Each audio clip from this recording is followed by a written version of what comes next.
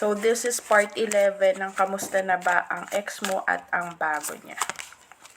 Okay. You have here dito 9 of Swords card. So, isa sa kanila, grabe yung stress. It's either stressful talaga ang relationship nila or maaaring isa sa kanila ay mayroong pinagdadaanan at naapektuhan ang relasyon nila. For example, isa sa kanila is may problema sa work, may problema sa pera, tapos nadadamay lang din yung relasyon nila. It can be na for some of you, naranasan nyo sa ex nyo yung akala mo maaasahan mo siya, masusuportahan ka niya. Pero sometimes, kabaligtaran yung nangyayari. Imbis na mapawi yung sama ng loob mo or mabawasan yung stress mo, ay dinadagdagan pa niya.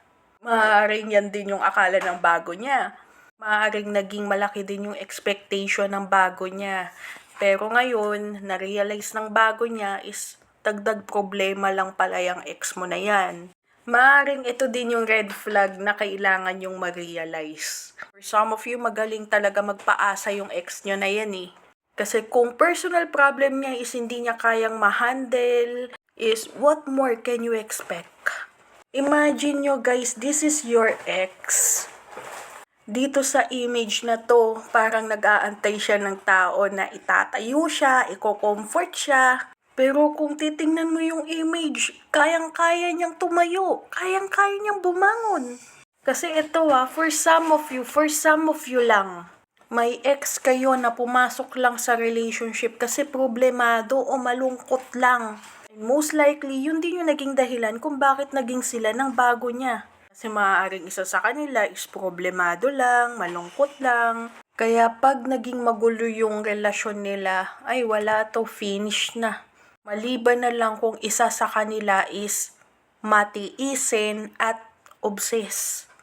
But anyway, yung mga naranasan yung stress, worry, sleepless nights, dyan sa ex mo na yan is mararanasan din yan ng bago niya. Eto guys during ng relationship nyo ng ex mo, ramdam ko sa card na to yung pangamba ninyo. Lalo na sa tuwing nagtatalo kayo, madalas kayo mangamba or mag-overthink hanggang sa nagiging totoo na yung kutob at iniisip ninyo. Tuloy natin to sa part 12.